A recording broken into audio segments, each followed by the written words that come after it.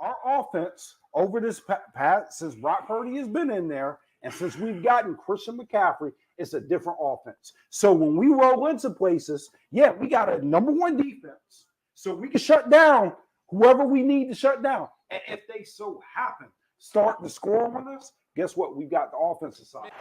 They're one of the most aggressive teams in attempting fourth downs. Second and goal. Hand it off. Sanders walks in. Touchdown, Eagles. This is as formidable defense as there is across the entire league. On a fake pressure coming. Purdy, deck, floating in the air. Is it picked? No, hit the ground. Johnson, pressure, Reddick buries him. Oh.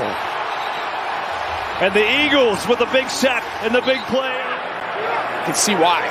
Second down and 5. Sanders gets it left side. Big room and a touchdown for Sanders. His second. Hurts going to give it to Scott. Racing around the edge. Scott is in. And Hurts looking for a push from behind. He is waiting for a signal in. Touchdown, Eagles.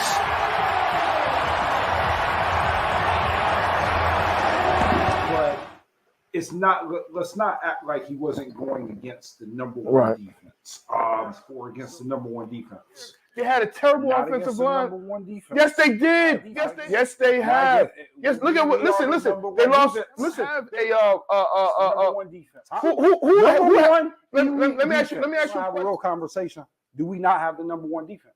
Number one defense. Roll into places. Yeah, we got a number one defense. Our top defense. Anthony Adebayo.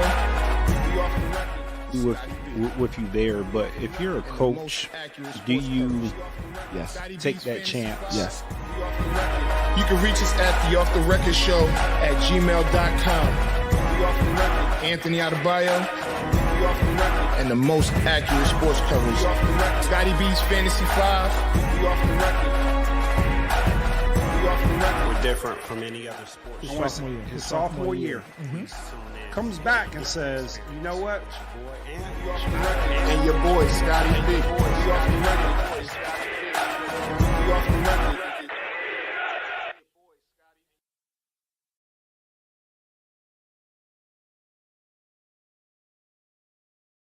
Oh my gosh. Welcome. You know, I knew I had to pay for that. I just didn't know when I was going to pay for it. I didn't know how I was going to pay for it. I had to pay for it. I had to definitely pay for it, man. Oh man. So look, man. Since then, because it's been 2 weeks ago, you just made me relive all that. I've just been really drinking my water. Minding your business. Yeah, after that, man, I got my water. I just like really bad. Just I had to just. It's all like good. the ground zero, man. You know, yeah, that was ugly, man. It was ugly. It was ugly. All right. This is Off the Record. I'm Anthony Adebayo. It's your boy Scotty B, bro. Hey, so I've been waiting for a whole week. A whole week. I could not. Well, actually, it's been since 2 weeks. I felt like I had to change my pick because you were acting like a complete jerk to me about your 49ers in their number one defense. I wasn't acting like a jerk. I was defending my team as a fan. So shout out to the Eagles, right? I think the game was a little bit misleading. Oh boy. No, hear me out. Listen, because the quarterback got hurt. I don't know if the outcome would have been different had Brock Purdy not gotten hurt. I'm not going to sit there and say that the Eagles wouldn't have won. And part of the game is injuries, right? I mean, if you knock out somebody's like quarterback, I mean, both their quarterbacks, it just is what it is. Right. So I think that put our defense in different positions. But with that being said, maybe the Eagles would have scored more. and not been trying to run out the clock. So it's definitely a learning experience. I'm proud of my team, which we could. But once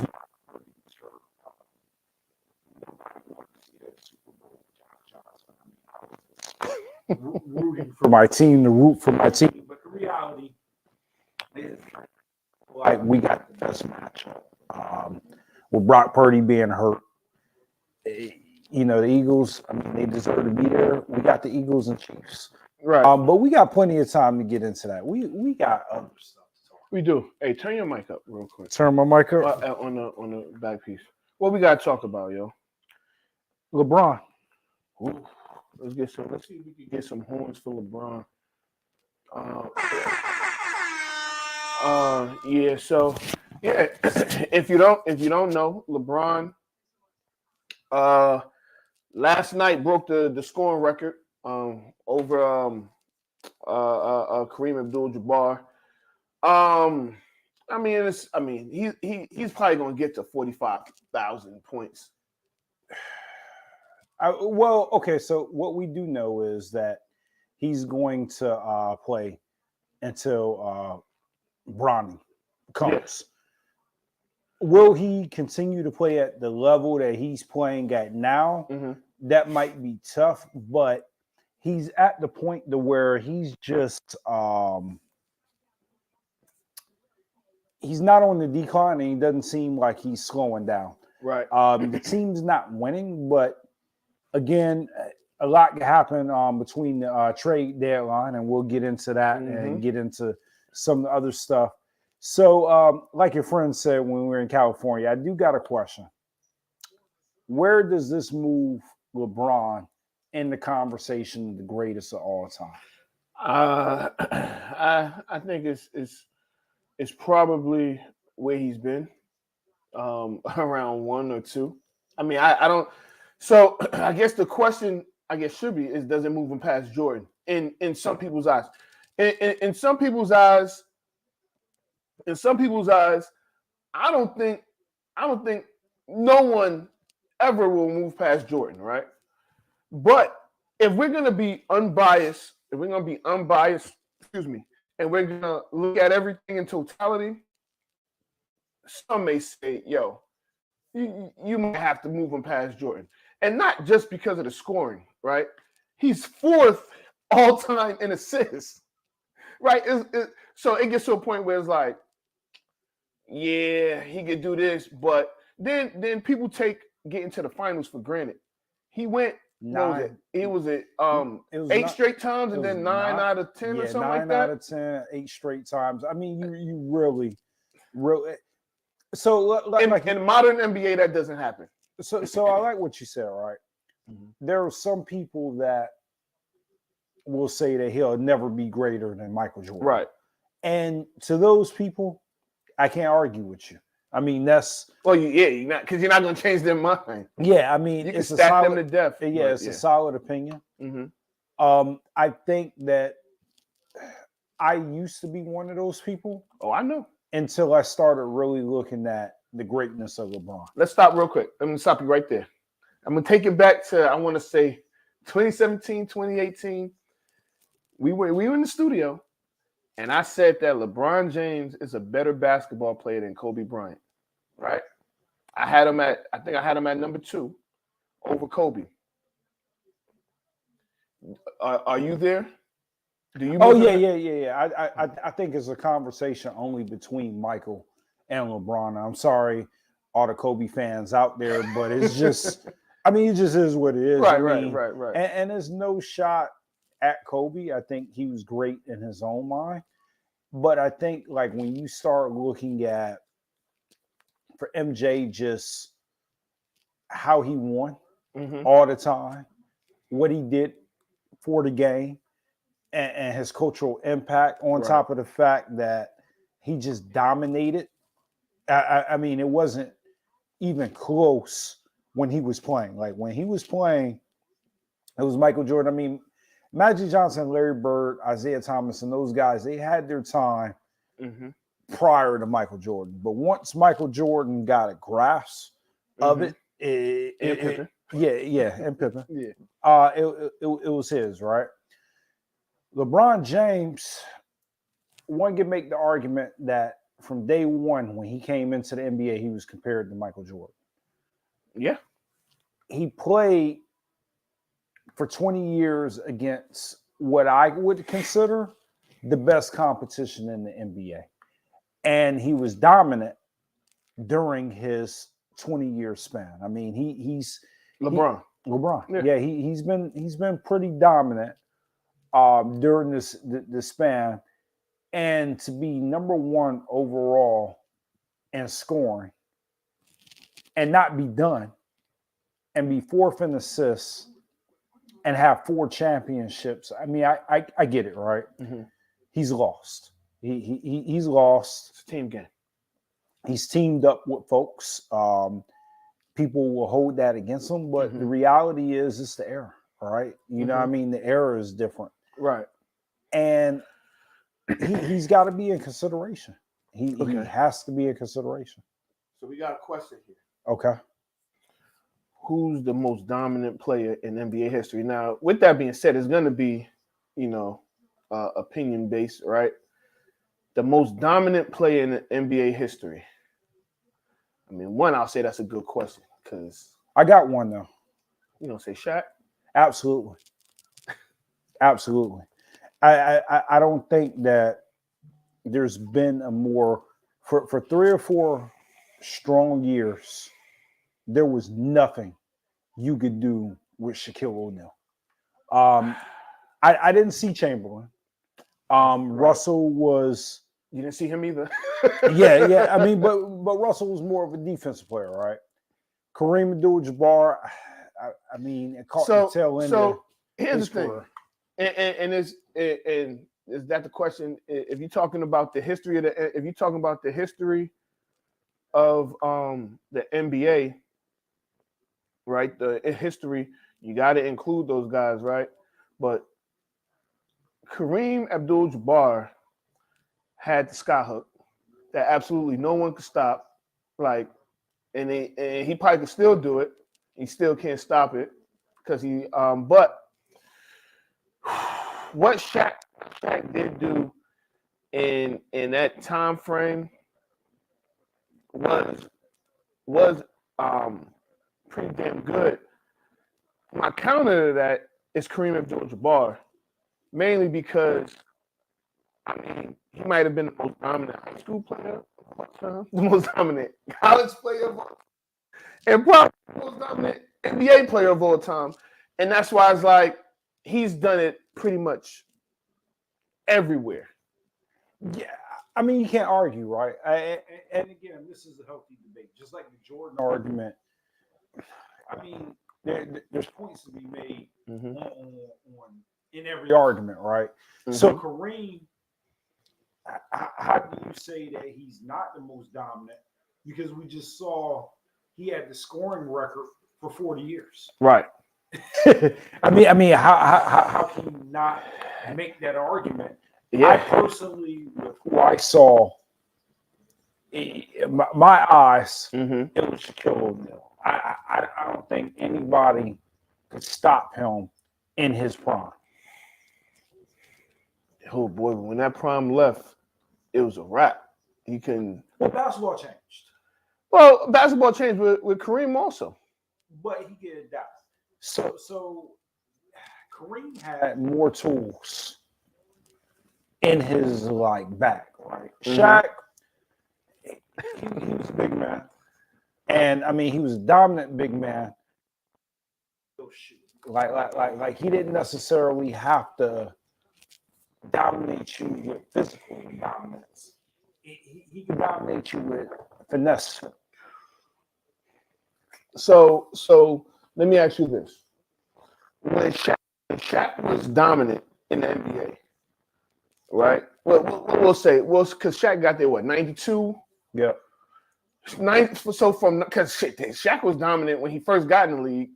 I mean, Hakeem was. I mean, at one point, Hakeem when those few years, nobody could do David Robinson, Shaq. Nobody could deal with Hakeem, right? and hypothetically speaking, if Kareem Abdul-Jabbar was in the league, we'll go from his first championship game. The first finals was what, 95. So if Kareem was in the league, if Kareem's prime was from during Shaq's prime, is Shaq dealing with Kareem?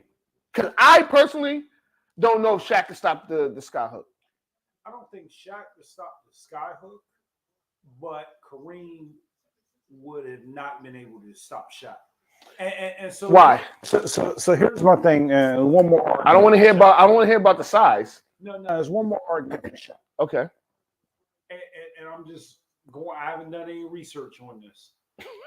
Could he have possibly played in the best era for centers? Who? Shaq, with his competition. Now he didn't go against Kareem, but he did have Patrick Ewing. He had Elijah Warren. He went against Tim Duncan. He went against David Robinson. Mm-hmm. I'm looking at the comments, and it's so disrespectful to Kareem Abdul-Jabbar. Kareem Abdul-Jabbar is playing against janitors. Are you kidding me? Wow! But you know what? It's his biggest competition. Who? Kareem? Yeah. Who's Kareem's biggest? Anybody in Boston? What the hell? Robert Parrish. They had Hall of Famers that he had to go against. So let me ask you this: Robert Parrish, where does he rank up against David Robinson, Patrick Ewing? And yeah, he got a few rings. But the Chief was not. He had to go against Bill Lambert. He ain't got no slouch. Okay. So Bill Lambert is from Canada. Come on,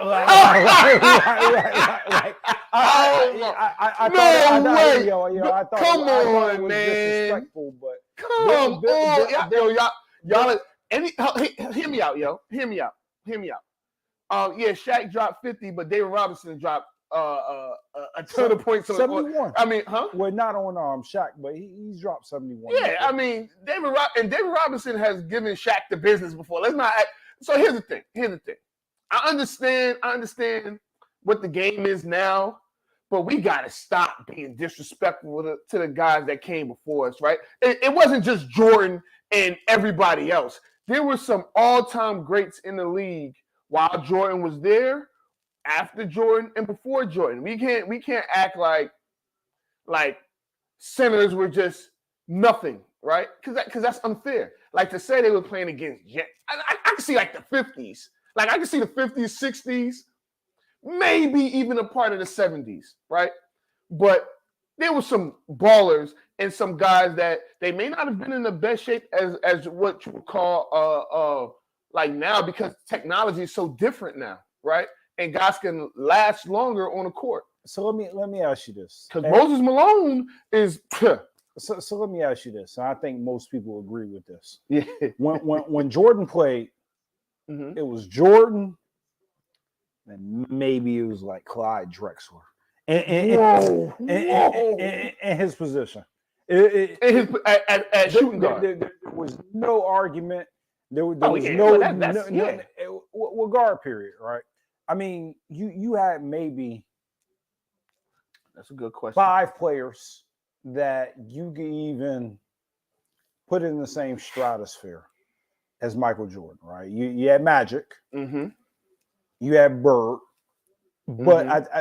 I've never heard anybody argue that Bird was better than Jordan, because he wasn't. Yeah, but I've never even like I've heard the argument that Kobe is better than LeBron, or I've heard the argument that maybe Kobe is better than Jordan, but I've never once heard anybody even fix their lips to say that Larry Bird was better than Michael Jordan. Well, no. A very small percentage of people would argue that Magic Johnson was better than Jordan, and most of them are 60 and above.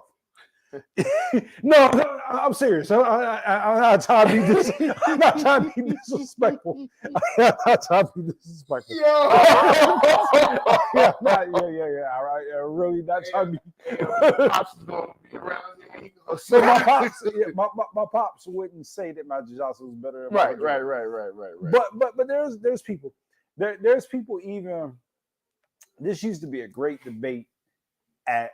I'm even ashamed to even say this, and I know I've got family members that they might call me and they may be like really mad because I'm being real disrespectful, per usual. But yeah. So I don't know if you knew this. My grandmother went to the same high school as Oscar Robertson.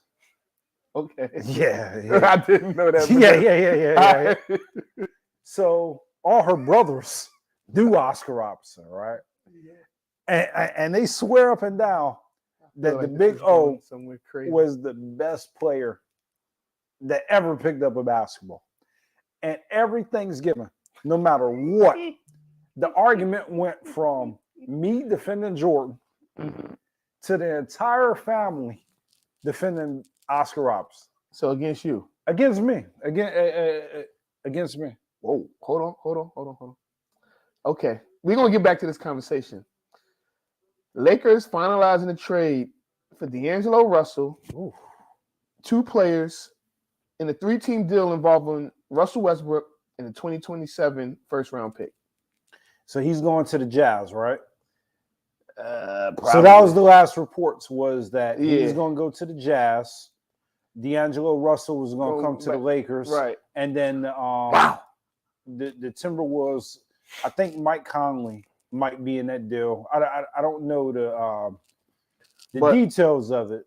So we'll get to that. We'll get to that when it's finalized, right? Okay, so let's go back to that, right? Okay, so we'll go back to the conversation. But anyway, fast forward, we got the Lakers. Yesterday, other than LeBron setting the record, it was kind of a shit show, right? You know what I mean? You look at they lost. Yeah, Anthony Davis looked like he was just like really, he was hating. I don't think he was hating. I think that he just in his feelings. Well, I mean they're losing, right? So it was down by 5 at the time, so it's not like they were getting blown out. But he knew they were going to lose, right? No way, they came back and tied the game up. But I think he knew. You know, like he has that look on his face, like he knows the players. Sometimes as fans, we get caught up in how good we think a team is. And sometimes the players know.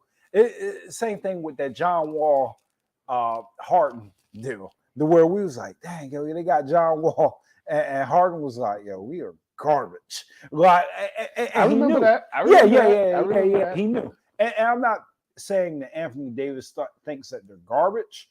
But you could tell by his energy to where, like, it was just kind of like, And a lot of it, as we're finding out, could have been dealing with Ham and Russell Westbrook getting into it in the locker room at halftime. Because and I was joking when I said that he was hating. I think that because we've heard it already. Anthony Davis giving LeBron all the props, all leading up to this record.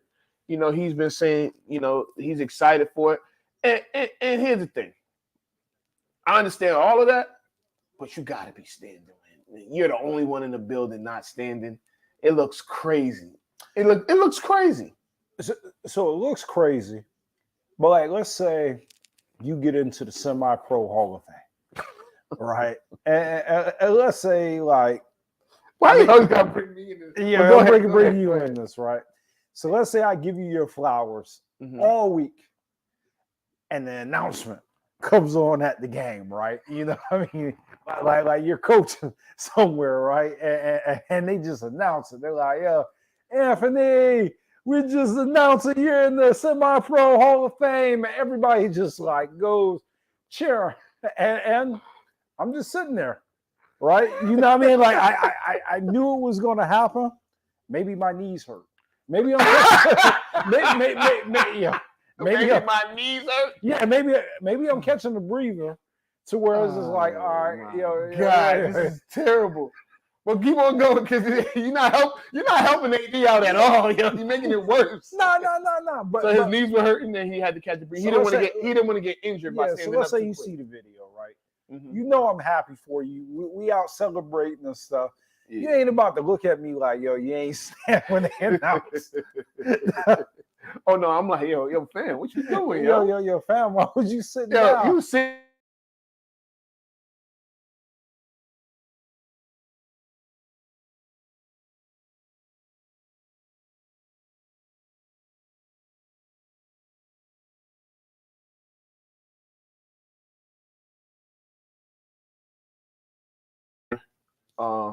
So yeah, it's good.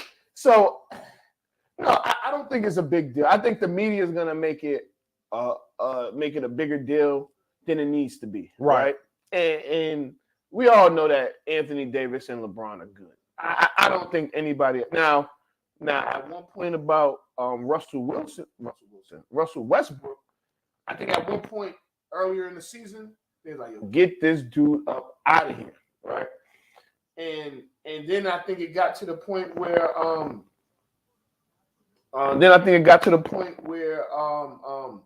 he started playing better, and they were like, all right, we can deal with it.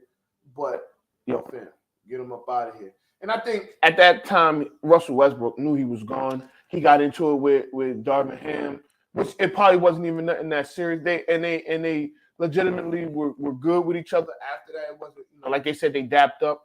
But he was open to coming off the bench. Yeah. But I think at the end of the day, the pieces just didn't work. And I mean, they're going to have to make.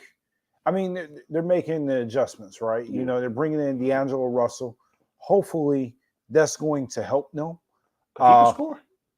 He can score. He's been playing with talent, right? So he's been playing with Anthony Edwards. Karl Anthony Towns has been hurt, but you know, Rudy Gobert has kind of been in and out of the lineup. But he's just fleecing NBA history. 4 first-round picks. So Rudy Gobert is crazy. So now in regards to Russ, because I think he will, they'll probably buy him out in Utah, so they got to pay him. But I don't know, man. I think that going back, because let's go back to our conversation before about the Bulls. So go ahead. Let me ask you this, because we got two things. We got to get to Kyrie too. Yeah, I was about to make that left turn on Kyrie Boulevard, but okay. So real quick. Go ahead. If you're Russ and you get bought out, where could you go? No, I'm joking. I'm joking. I honestly, I wouldn't be surprised if he ends up in Brooklyn with KD. Mm-hmm. I mean, where else is he gonna go? I actually can't think. I mean, why not? If they make, so here's the thing, they can make another move, right? Now I don't think he's gonna go to Brooklyn, but if I see in a week that he gets bought out and he signs with Brooklyn, and Brooklyn makes another move and moves on from Spencer Dinwiddie or whatever, I wouldn't be surprised. Because I think that the relationship between KD and Westbrook is over. I think they're fine. And they're gonna need another point guard. Now the thing is Russ still willing to come off the bench? Because Jacques Vaughn is gonna make him come off the bench. He's not gonna start. I think what he was doing, and if you look at it, and a lot of people won't want to hear this, but if the Lakers had won more games, he'd be in contention for Sixth Man of the Year. Some of the things that he was doing coming off the bench, a lot of people was looking, okay, it's Russell Westbrook. But, I mean, to have a double-double off the bench, I mean, is really impressive. And the score, what he was scoring, I'm not sure offhand what he was averaging, but, I mean, he was having a pretty good season. All right, Kyrie Boulevard. We on Kyrie. Kyrie Boulevard. Kyrie gets traded to the Dallas Mavericks. And a lot of people thought he was going to get traded to the Lakers. And Joe Tsai said, hell nah, I ain't trading you to where you want to go. I'm going to trade you to where I want you to go. And before we even get into Kyrie, I think that's just, I mean, I get it. but I think that owner, Josiah, he kind of screwed everything up, and that's dating back to around COVID time.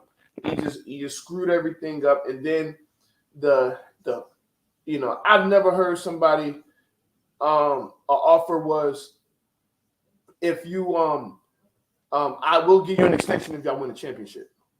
That's crazy. Or the list of demands for the whole situation with the anti-Semitism, whatever. And I'm like, it seemed a bit extreme. And now it's like, well, we got the power, we're gonna do what we want to do. And it just seemed strange. So when I understand Kyrie isn't perfect in this as well, but when he says in his first press conference with the Mavericks that he felt he was disrespected by the Nets, why wouldn't you? I think everybody, and then it makes it worse when New York, the state of New York, goes back and says, we're gonna give everybody back pay that had to lose their job due to COVID. I mean, you kind of make Kyrie look like, oh well. So I disagree. I think that this, yeah. I think that this is an instance where Kyrie was just better, just being in Dallas and just figuring it out there. I don't think he should have commented on anything, because you're right, he hasn't been the perfect basketball player. And some will say, like, who is? But Kyrie Irving, if I was the owner, I wouldn't have wanted to trade him to LA either. And he's lucky. And I get that. Yeah, he's lucky that they didn't try to trade him to the Spurs, or they didn't try to trade him to the Toronto Raptors, or they didn't try to bury him in the NBA. Well, they couldn't. Well, they couldn't, but I'm just saying, like, Kyrie Irving has been a pain in the ass for the past 3.5 years. Now, he's a talented pain in the ass. So a lot of people put up with him and his shenanigans, but every year he's got some sort of drama. He's got some sort of issue. And I can see, if I'm the owner, or I can see if I'm his coach, or I'm his teammates, like, at what point do you just say, you know what? This dude is talented. He's not off. I think he's conscious in what he's doing, but he's not perfect. And he's gotten everything that he deserves. He may not agree. A lot of people may not agree with what I'm saying. But the reality of it is no matter how right he thinks he is, he continues with it, right? You know what I mean? Even the anti-Semitic stuff, right? Was that dealt with the best? No, but could he have handled it different? Yes. The COVID stuff, you know what I mean? The mandating stuff, he chose to be the voice of the voiceless people, right? These are the consequences of that. When it comes to look like it ended up looking like he was right. He may have been right, but it's got to have some sort of consequences. So for the Nets to say, I don't want to offer him a max contract and I don't trust him, I got to side with them, because I don't trust Kyrie either. I don't trust. All right, first of all, let me ask you this: Josiah's owned the Nets since 2019, right? So since 2019, they've gotten Kyrie, KD, Harden. James Harden. They hired Steve Nash, and DeAndre Jordan. Let me ask you a question: out of all those players that I just named, which one of them hasn't asked for a trade? They all asked for trades. All right, so they all asked for trades. They all asked for trades. So let's get that clear right there, right? So now you got I don't want to call him incompetent, but right now the owner of the Nets has to be held accountable for everything that's happening right now. And this is why. Because That's true. Yeah, because he's getting let off the hook, right? So whether he has, to me, it looks like there's some sort of personal issue with Kyrie.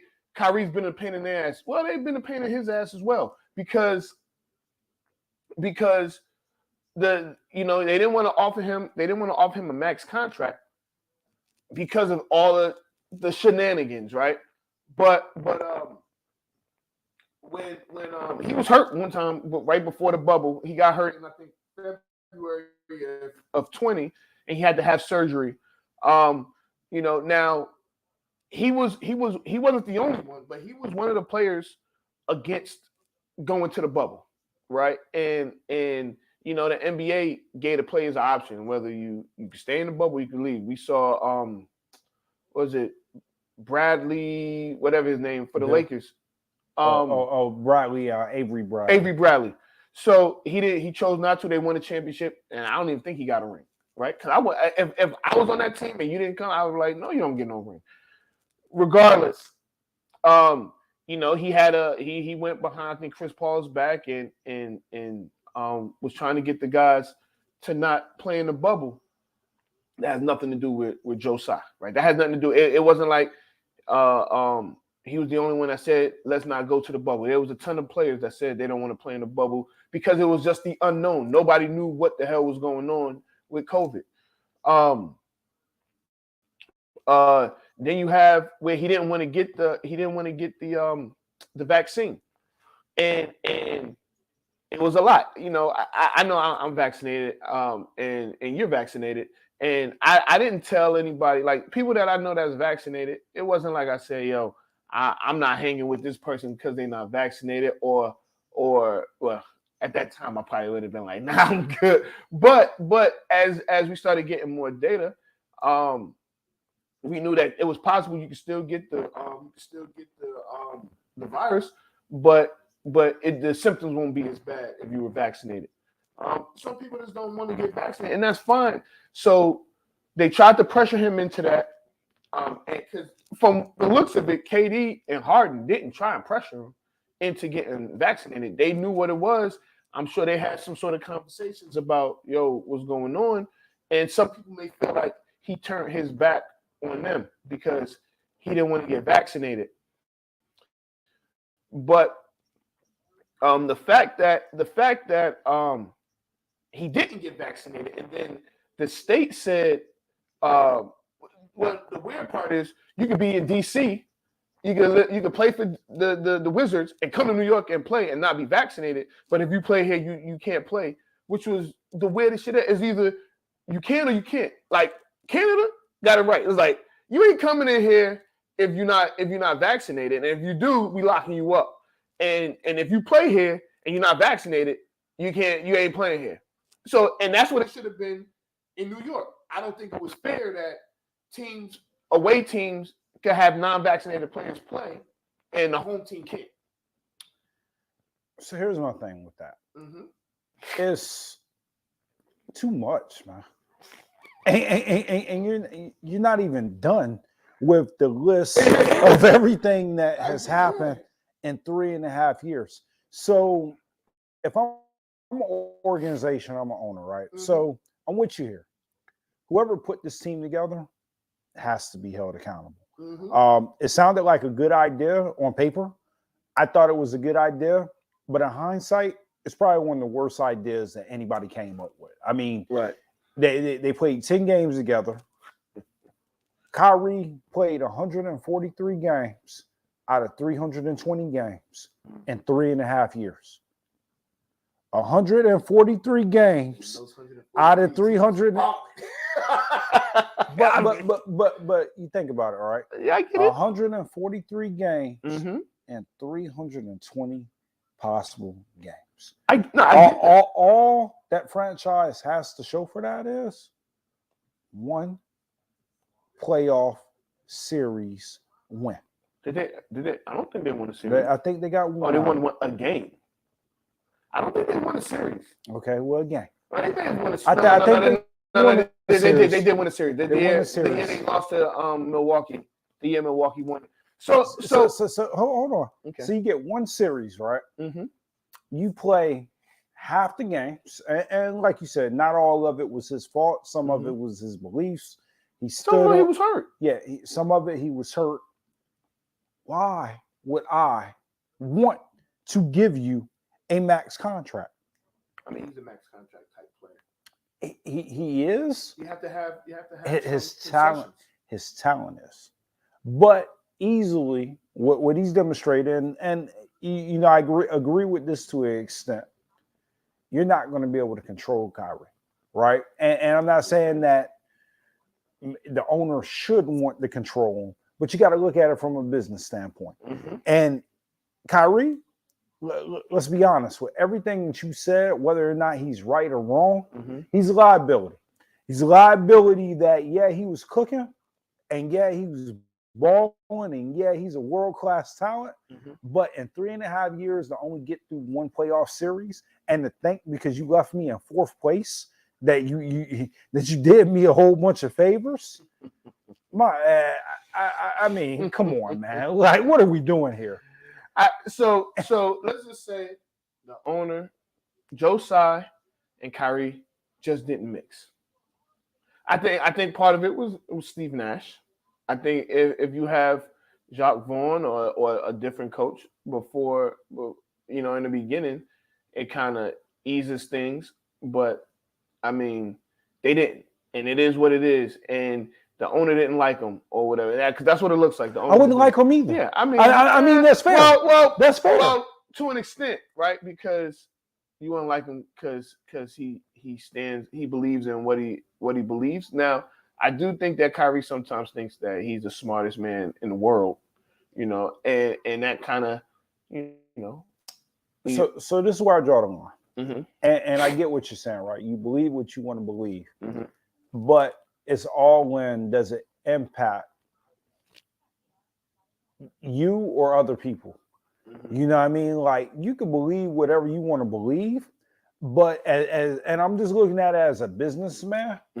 When you start to impact my bottom line, or it's different if, let's say it was just a mandate, right? Let's say it was just a COVID thing. And let's say that like that was the only issue. Then maybe I could deal with it. But if I got to put up with injuries, you want to get rid of coaches, you want to request trades, you basically chase one of the guys out of town because he doesn't really want to play with you. Harden, yeah, he don't want to play with you. You're fed up at that point. Yeah, he's fed up. You've missed more games than you've played in 3.5 years for whatever reason. And you come to me and you want a max contract.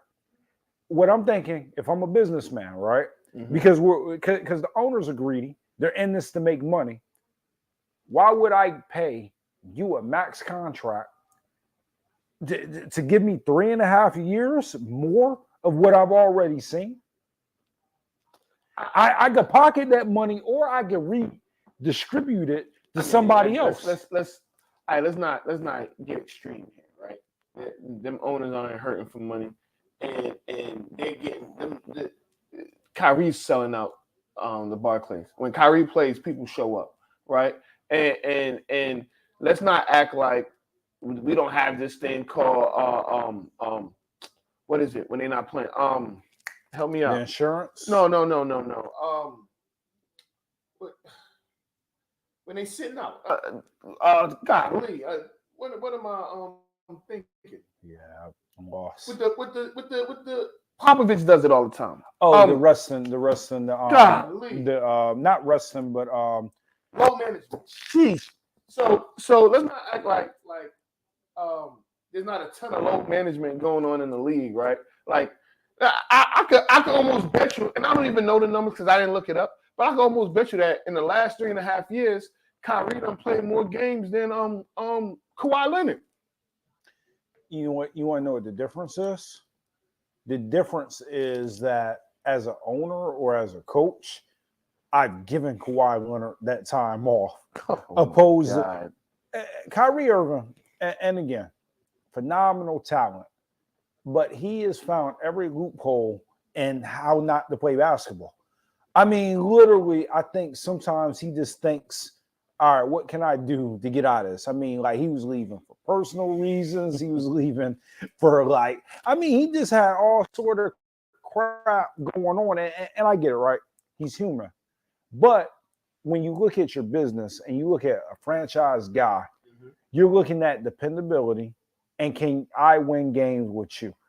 Are other people wanting to play with you? I mean, right now in Dallas, he's got to get that situation right. And I think him and Luka are going to be fine together, but he's got to be on his best behavior. I agree. I agree with that. You know, he is a fresh start. Don't screw it up. Lastly, before this split, so this question: didn't Kyrie want Nash originally? I don't think that it was like that. They wanted Nash. The ownership was looking to. I think they wanted Nash. KD they didn't have a problem. Nah, KD wanted Nash. Him and KD were tight from Golden State when he was a consultant. And yeah, they It was terrible. it was a horrible hire. Yeah, he sucked. Steve Nash? Steve Nash sucked as a coach. Steve Nash sucked as a coach. I can't put that all on Nash. I think honestly, James Nash, Harden, like, Kyrie Irving in the NFL. He didn't know what the hell he was doing.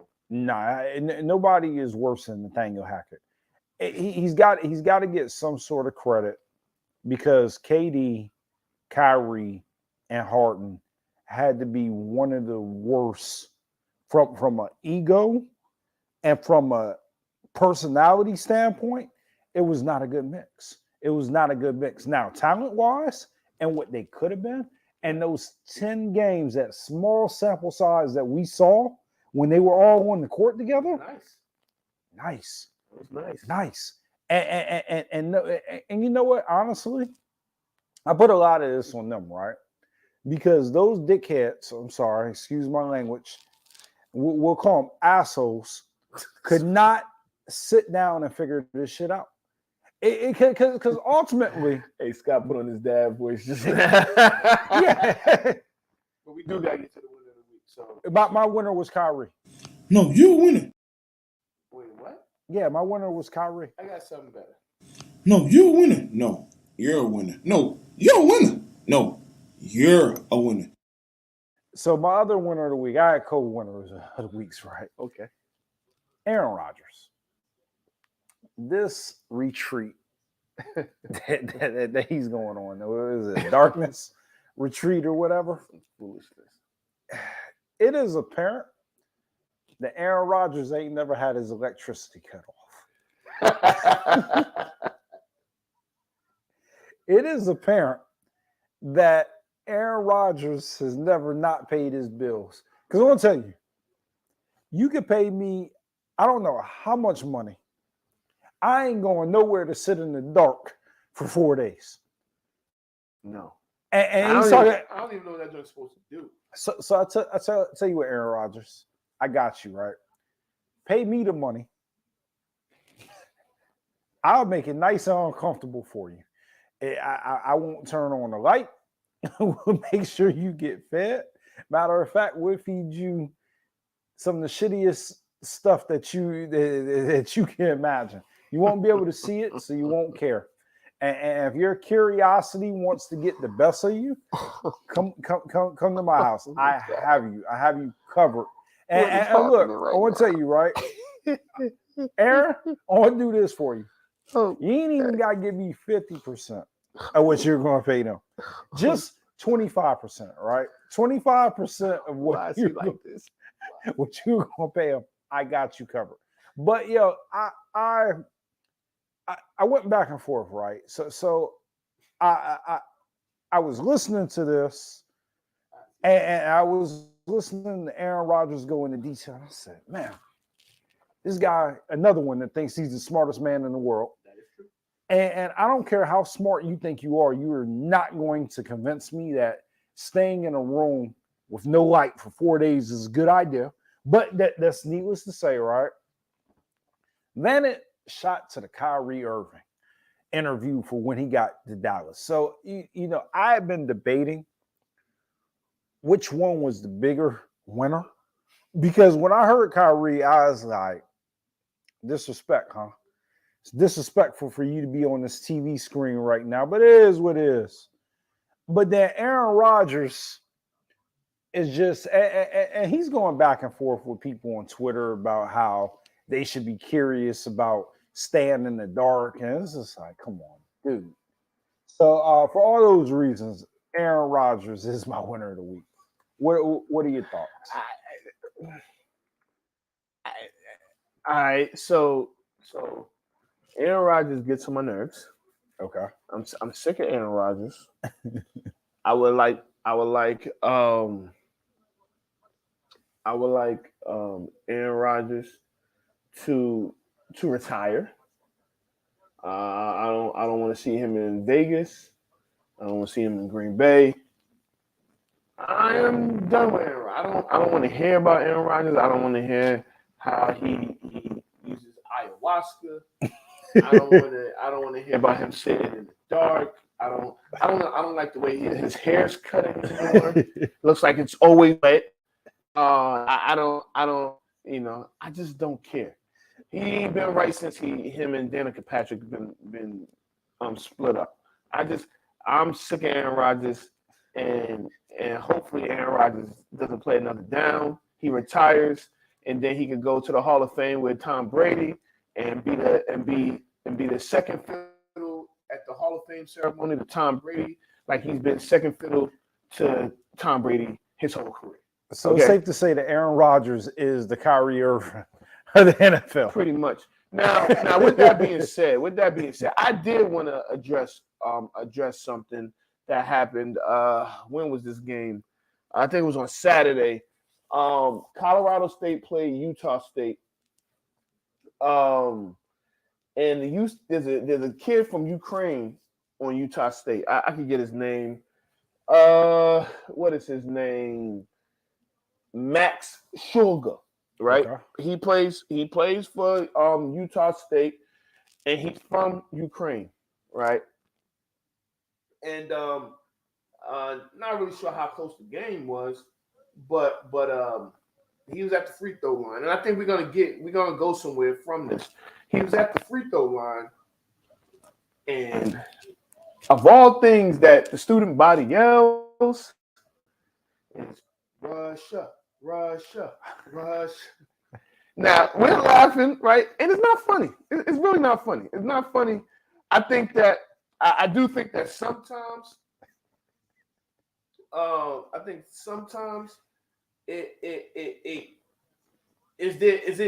When is it too much when you heckling an athlete? And That's I think that cold. I think that being at the fact that his family's still in Ukraine, in the capital of Ukraine, he's lost family members. I think that's out of bounds. That was cold blood, right? And not to mention,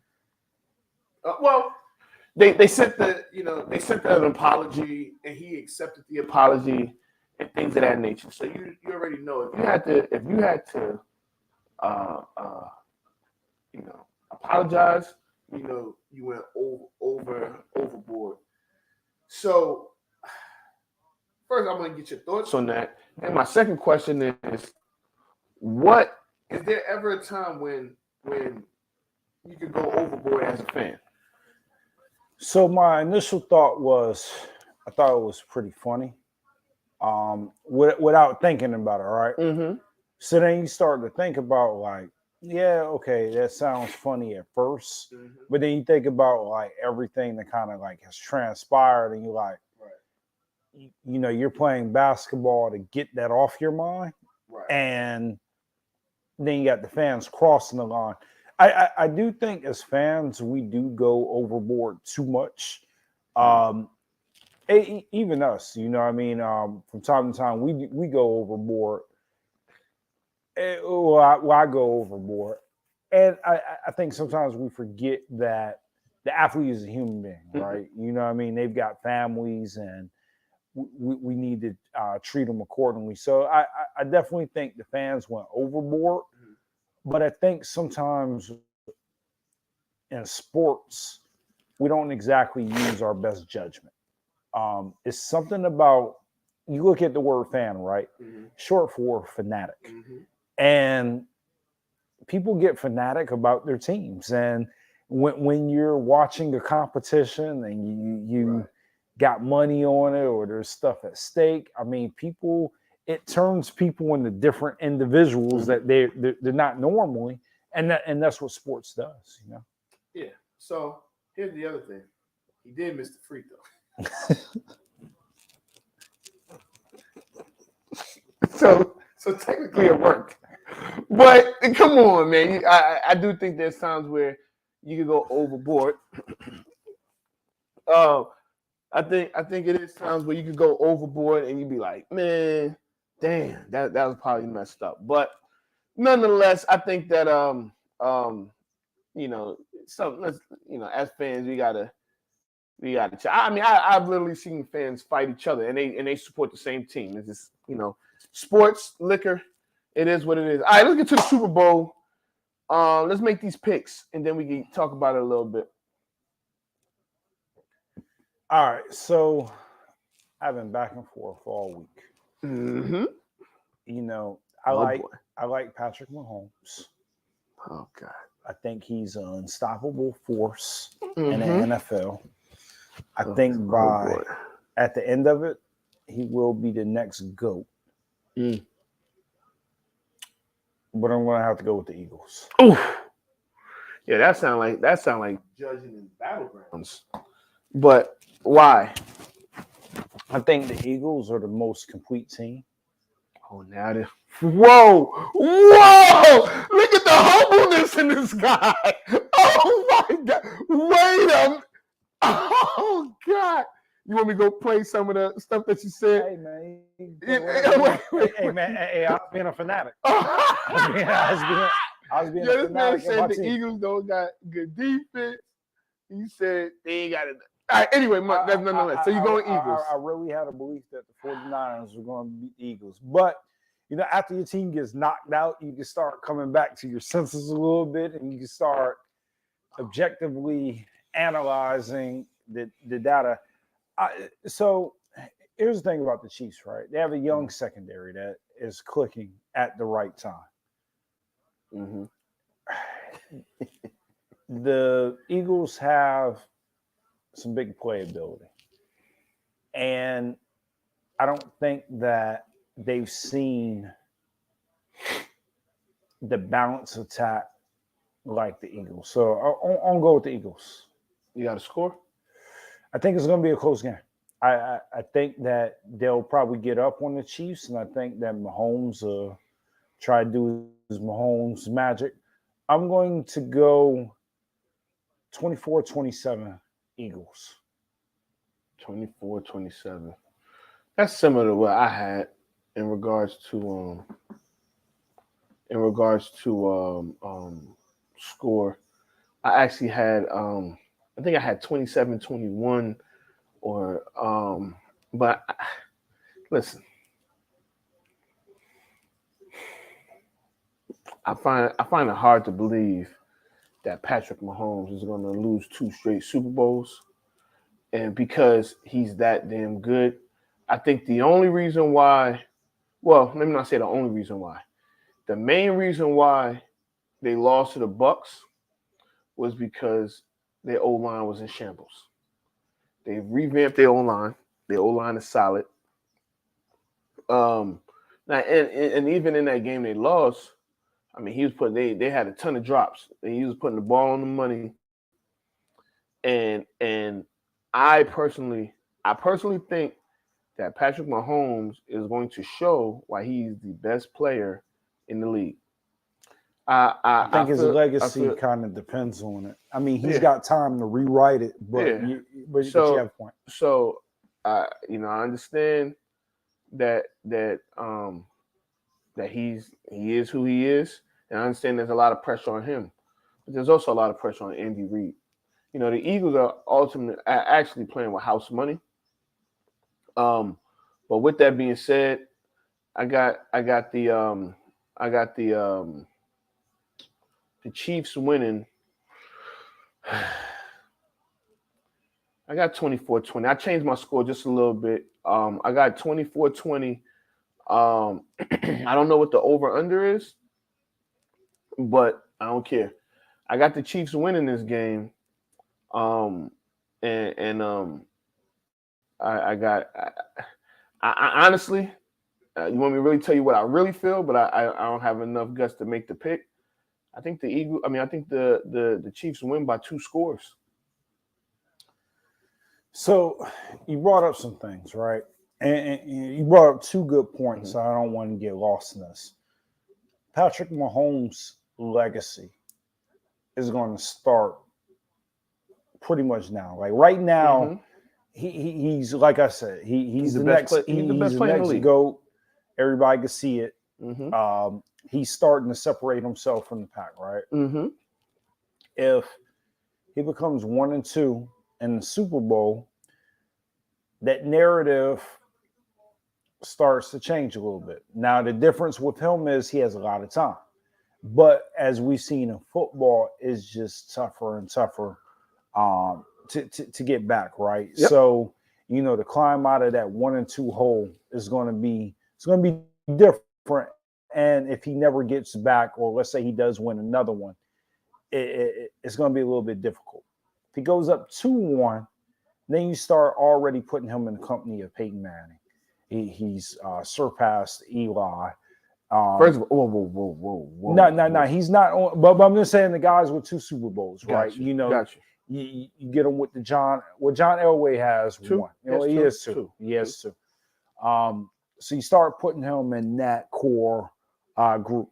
Which I think he's passed all of those guys. He's passed all those guys, but I think if he gets 2, he hasn't passed Peyton, but John Elway, Eli Manning, those Roethlisberger.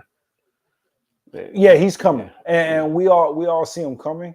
It's just, will he get to 7? Whoa. We'll see anybody. Will we see him coming for the title, or the GOAT title? Okay. Yeah, so I clean that up a little bit. So you gotta grow up. The second point, and I'll make this quick. The Eagles' window to get this done is now. They gotta win now before they have to pay Jalen Hurts, or they have to pay some of the other players. All right, go ahead. Sorry. No, I agree with that. I think that it's just, right now you got pieces in Philly, a lot of homegrown guys. You made the trade for AJ Brown. You had Howie Roseman looking like a genius right now. So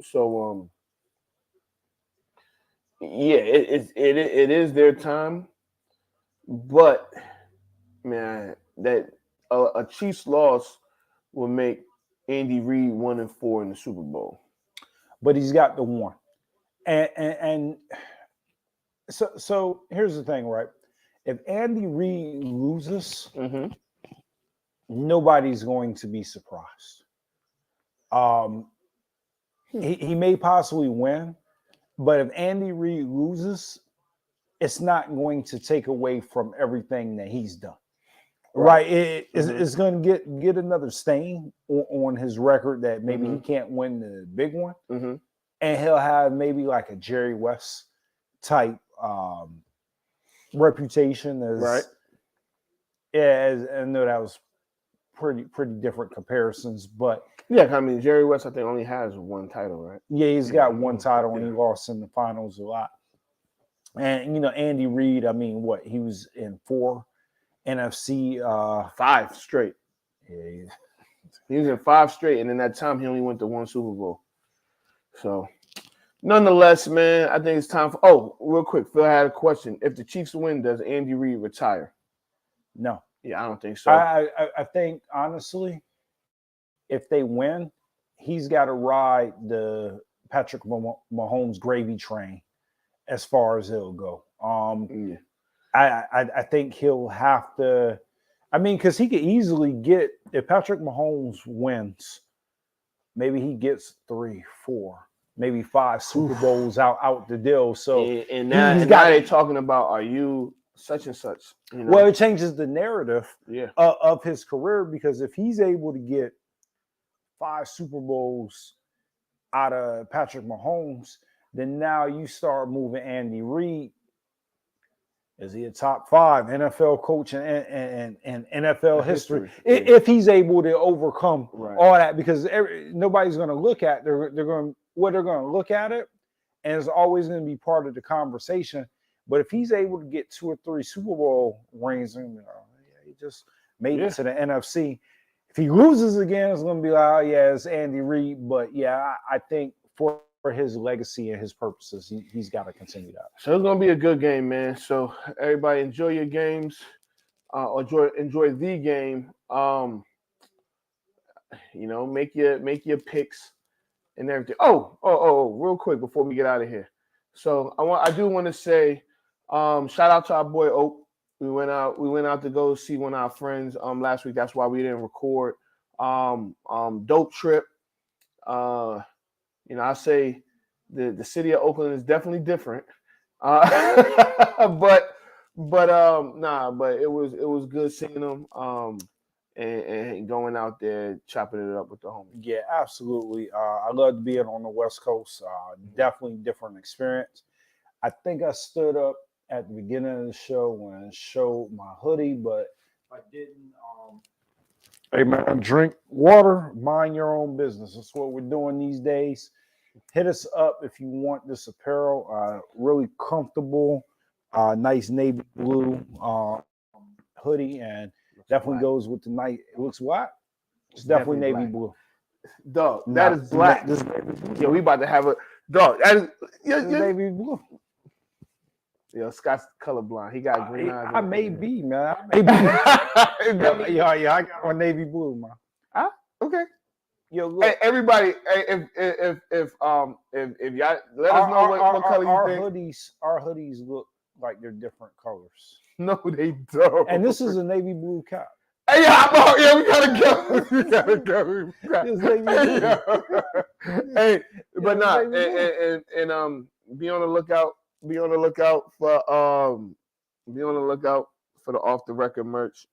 We got that coming. You know, follow us everywhere. I guess I should post that, huh? Yeah, yes, absolutely. You know, hold on, give me a second. We gonna get up out of here. But yeah, follow us on YouTube, Twitter, IG, everywhere, Facebook, everywhere. We eventually gonna have TikTok and let Scott run that joint. He the TikTok guy. I'm a TikToker. He's a TikToker. So, but nah, yeah, man. I'll So put some clips from this show on there. So yeah, absolutely. Definitely got to put the number 1 defense. I'm sorry. That was man. I had so much fun doing that. It was just amazing. But you want to see it again? No, I ain't even gonna do you like that, man. You my guy. But this is Off the Record. I'm Anthony. My bad, yo. Hey, my bad. Look, look. We didn't record, man. You know, look. Hey, I got it too. I posted it. I posted the Cowboys throwing the 2 picks. You know what? And I want to leave off on this note, right? So I feel like I'm being bullied, right? Oh my! And like the person being bullied sometimes feels helpless, right? They feel like they can't like fight back. Good. That was a good clip of how you did that, and I don't have the computer savvy to do anything like that. So I can't even like defend myself or get you back. Hey, listen, there ain't no defending. Man. Oh man, nah, but it's your boy Scotty B, man. Hey man. Yeah, you sure? Yeah, man. You want me to play? No. I'm good. Yeah, I'm good. I'm good. All right, man. Matter of fact, when I rewatch this episode, I'm gonna skip past it. Damn. Well, it's Off the Record. I'm Anthony Adebayo. It's your boy Scotty B. We out of here. Anthony Adebayo. With you there, but if you're a coach, do you take that chance? Yes.